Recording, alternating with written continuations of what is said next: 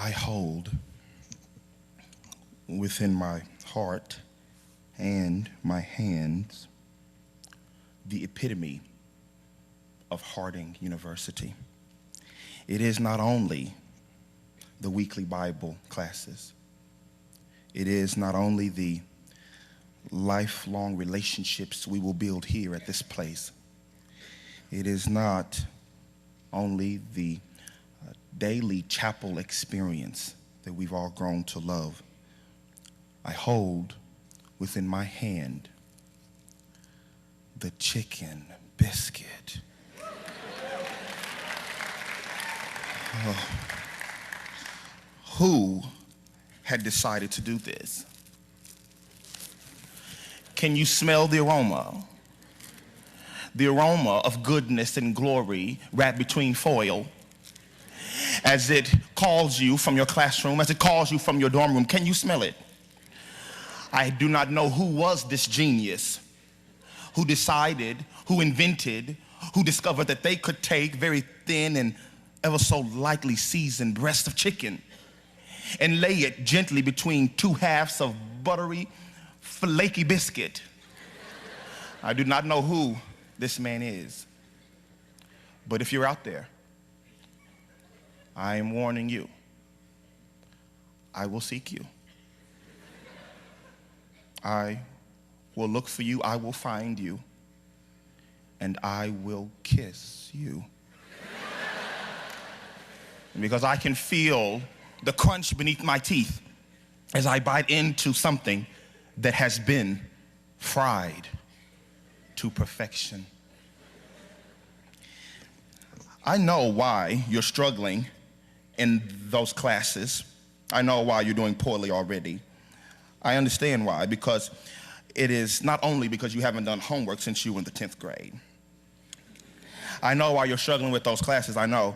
And it is not only because you have recognized within yourself this awful, awful habit you have to not pay attention. I mean, you thought that you were taking biology only to find out that you open up the book halfway into the semester to find out it's earth science. I know why you're failing and doing poor in those classes, mainly because you have a love affair with your computer. I know. It offers to you something that no one else can. I know. It's a lot of time to go through the Harding blocks on the internet. But every night you meet there with your computer.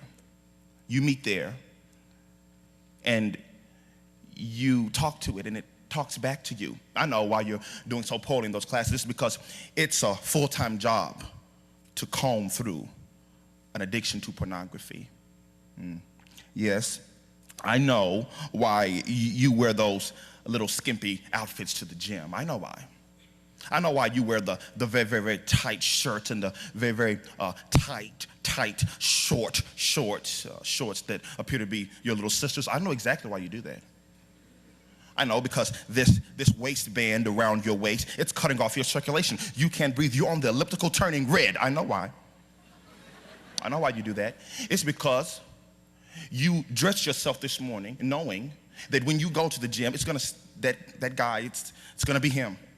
And he comes every Tuesday and Thursday, and you know that he's going to see you and you're going to see him. And so then you dress that way to make him look. You dress that way to make him lust, because you look and you lust. It is a shame, but I know why the most sacred place in all of Circe for you and your boyfriend, or for you and your girlfriend, is your vehicle. I know why. It's because in that car, that is where the resident assistant cannot come, where the dorm parent cannot come, where the faculty, where the staff, they cannot come, they cannot see inside. And so I know why that's the most sacred place for you too. It's because in that car, that's where bad things happen that feel so good. I understand exactly why. But the truth of the matter is that to fall to sexual temptation is still a sin.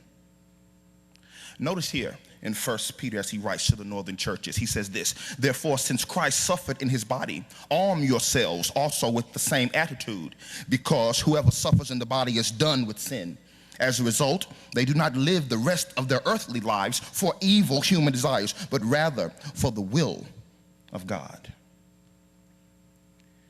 I remember when I first began working 7 years ago at Chick-fil-A as a freshman in college.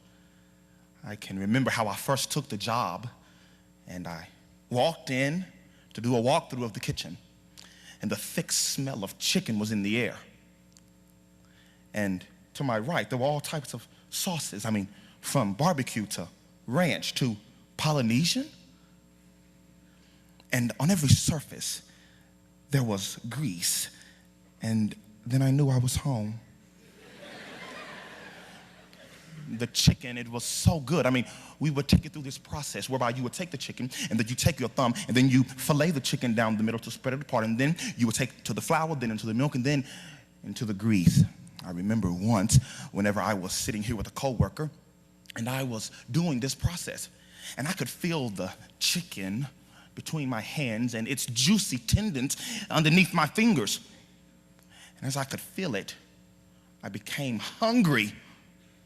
And so I decided to make this confession, to confide in the person with which I was working. And I told them, I said, this chicken is making me hungry. And she looked at me as if to say, you're the dumbest person I've ever met.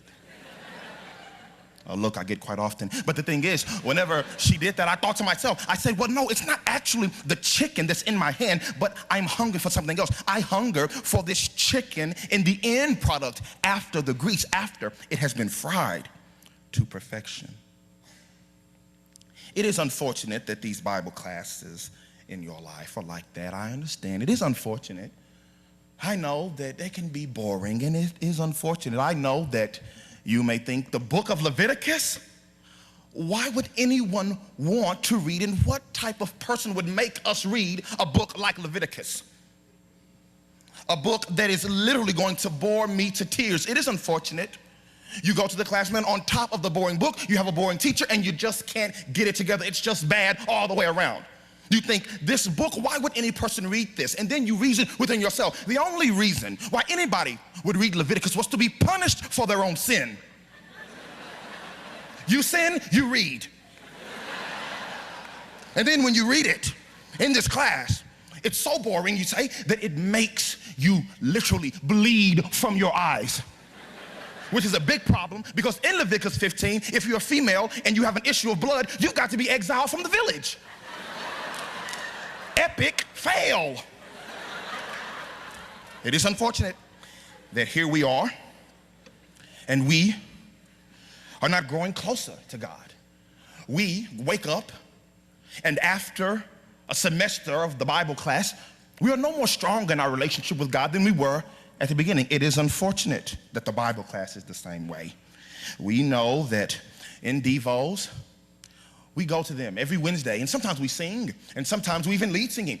And we love to make those comments, and every once in a while we'll make a comment that blows people out of the water. But what's interesting is that after going 3 years, we can't really remember what was talked about. We can't really remember how it affects our lives. We are not really doing anything to coincide with what we've learned. It's hard, I know, and it is unfortunate. I know that that girl that you sit across from every single Devo, she's distracting you.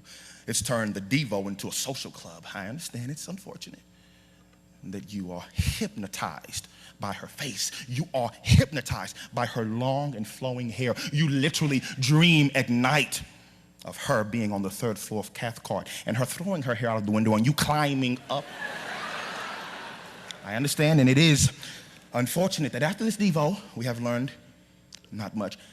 And this is someone else's fault.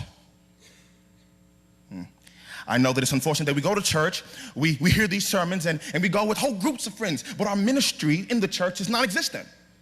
We're not doing much of anything. The truth of the matter is that spiritual complacency is still a sin.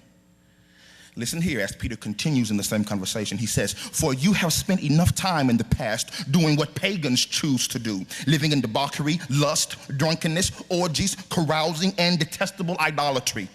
They are surprised that you do not join them in their reckless, wild living, and they heap abuse on you. I remember how working in Chick-fil-A, there would be a freezer full of chicken. And it was a big freezer that you could walk into. It's like a walk-in closet, just a freezer full of chicken. Boxes all the way up to the ceiling. Raw chicken. And I remember going into that place and sometimes just sitting there because you could even smell the goodness and the glory of the chicken frozen in boxes. And so then I would every so often, when I'm stressed, take a break in the freezer. Here it is, this raw chicken. It has disease in it. We would take the chicken and we would cook it in grease that would literally burn your face off. Trust me, I know.